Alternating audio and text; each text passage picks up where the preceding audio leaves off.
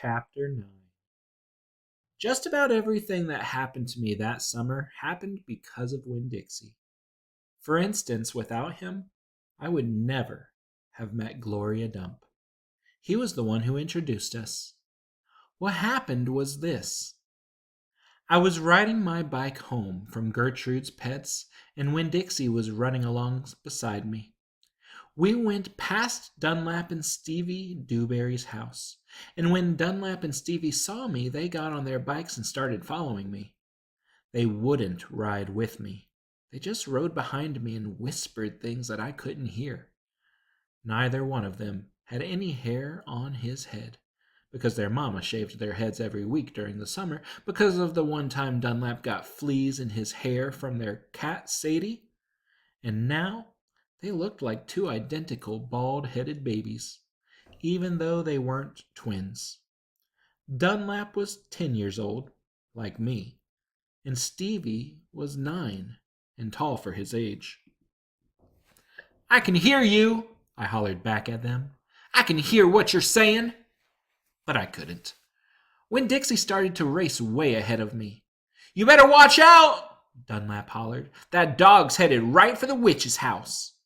"Winn Dixie," I called, but he kept on going faster and hopped a gate and went into the most overgrown jungle of a yard that I had ever seen. "You better go get your dog out of there," Dunlap said. "The witch will eat that dog," Stevie said. "Be quiet," I told them.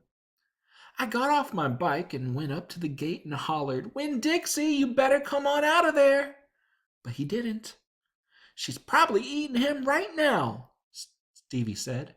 He and Dunlap were standing behind me. "She eats dogs all the time."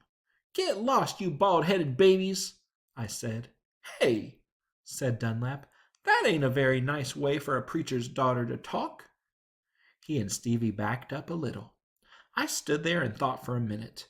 I finally decided that I was more afraid of losing Winn Dixie than I was of having to deal with a dog-eating witch, so I went through the gate and into the yard. "That witch is going to eat the dog for dinner and you for dessert," Stevie said. "We'll tell the preacher what happened to you," Dunlap shouted after me. By then, I was deep in the jungle. There was every kind of thing growing everywhere.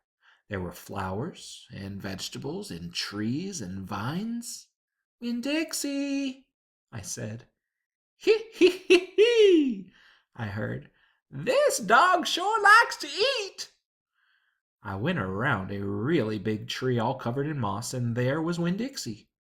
He was eating something right out of the witch's hand. She looked up at me. "This dog sure likes peanut butter," she said. "You can always trust a dog that likes peanut butter." She was old with crinkly brown skin. She had on a big floppy hat with flowers all over it, and she didn't have any teeth. But she didn't look like a witch. She looked nice, and Winn Dixie liked her, I could tell. "I'm sorry he got into your garden," I said. "You ain't gotta be sorry. I enjoy a little company." "Well, my name's Opal," I told her. "My name's Gloria Dump," she said. "Ain't that a terrible last name? Dump. Well, my last name is Bellani," I said. "Sometimes the kids at school back home in Watley called me lunch meat." "Ha!" Gloria Dump laughed. "What about this dog? What you call him?" "Winn Dixie," I said. Winn Dixie thumped his tail on the ground.